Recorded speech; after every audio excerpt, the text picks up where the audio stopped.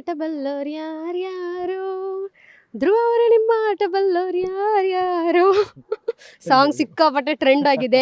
ಆ ಒಂದು ಗುಂಗಿಂದ ಹೊರಗಡೆ ಯಾರು ಬರ್ತಿಲ್ಲ, ನಾನು ಬರ್ತಿಲ್ಲ. Thank you so much. ಬರಬೇಡಿ ಗುಂಗಿಂದ ಆಚೆ.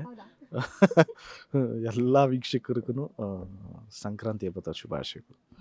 ಸಂಕ್ರಾಂತಿ ಹಬ್ಬ ಒಂದು ಸ್ಪೆಷಲ್ ಆಗಿ ಯಾವ ರೀತಿ ನಿಜ ಜೀವನದಲ್ಲಿ ನಾವು ಅನುಭವಿಸ್ಬೇಕು ಅದೇ ರೀತಿಯಲ್ಲಿ ನೀವು ಈಗ ಎಲ್ಲವನ್ನು ಎತ್ತುಗಳಿರಬಹುದು, ಕಬ್ಬಿರ್ಬೋದು, ಅದೇ ರೀತಿ ಸಂಭ್ರಮಿಸ್ತಾ ಇದ್ದೀವಿ. ಸರ್, ಸಂಕ್ರಾಂತಿ ಅಂದರೆ ನಿಮಗೆ ಏನು ನೆನಪಾಗುತ್ತೆ? ಮನೆ ಖಂಡಿತವಾಗ್ಲೂ ಮಕ್ಕಳಿದ್ದಾಗ ಎಳ್ಳು ಬೆಲ್ಲ ಇರಬಹುದು, ಎಲ್ಲ ಹಬ್ಬ ನೆನಪಾಗುತ್ತೆ. ಇಲ್ಲ ಮೇಡಮ್, ನಾವು ಯಾವತ್ತೂ ಇಳ್ಬೀರಕ್ಕೆ ಹೋಗಿಲ್ಲ ಜೀವನಕ್ಕೆ.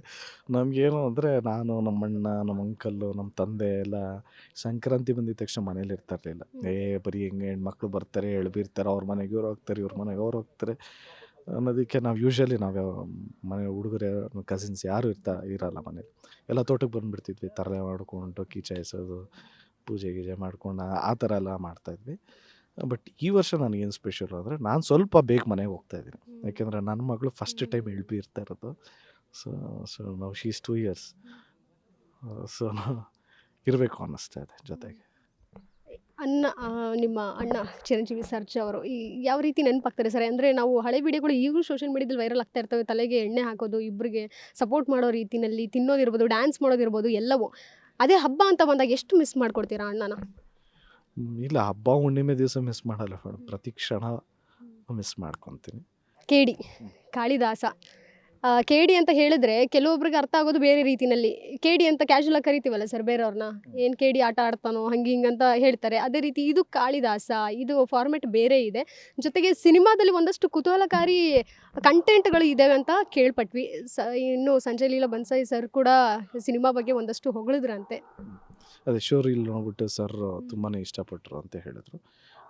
ಅಫ್ಕೋರ್ಸ್ ಎಲ್ಲ ಕ್ರೆಡಿಟ್ಸು ನಮ್ಮ ಡೈರೆಕ್ಟರ್ ಪ್ರೇಮ್ ಸರ್ಗೆ ಹೋಗ್ಬೇಕು. ಯಾಕೆಂದರೆ ಹೀ ಈಸ್ ಅ ಮೇಕರ್, ಮತ್ತು ಅವ್ರ ಎಡಿಟಿಂಗ್ ಸ್ಟೈಲೇ ಬೇರೆ ಥರ ಇರುತ್ತೆ. ಅವ್ರ ವೇ ಆಫ್ ಕನ್ವೇಯಿಂಗ್, ಅಂದರೆ ಕನ್ವೇ ಮಾಡೋ ರೀತಿ ಅವ್ರ ಸ್ಟೈಲಲ್ಲೇ ಇರುತ್ತೆ. ಯೂಷನ್ ಪ್ಯಾಟ್ರನ್, ಯೂಶಲ್ ಫಾರ್ಮುಲಾ ಥರ ಏನಿರಲ್ಲ.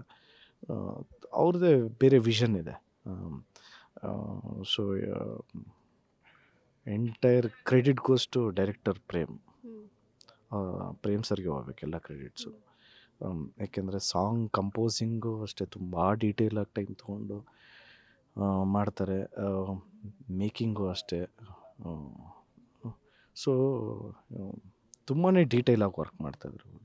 ಸೊ ಈ ಸಿನಿಮಾಲಿ ಆ ಸಾಂಗ್, ಇವಾಗ ಶಿವ ಸಾಂಗ್ ಅಷ್ಟು ಚೆನ್ನಾಗಿ ರೀಚ್ ಆಗಿದೆ ಅಂದರೆ ಅಫ್ಕೋರ್ಸ್ ಒಂದು ಪ್ರೊಡಕ್ಷನಿಂದ ಇನ್ನೊಂದು ಎಲ್ಲದಕ್ಕಿಂತ ದೊಡ್ಡದಾಗಿ ಕ್ರೆಡಿಟ್ ಹೋಗ್ಬೇಕಾಗಿರೋದು ಡೈರೆಕ್ಟರ್ಗೆ. ಯಾಕೆಂದರೆ ಬರ್ಸಿರೋದು ಅವರೇ, ಬರೆದಿರೋದು ಅಫ್ಕೋರ್ಸ್ ಮಂಜು ಅವರು, ಓಕೆ ಮಾಡಬೇಕಲ್ಲ.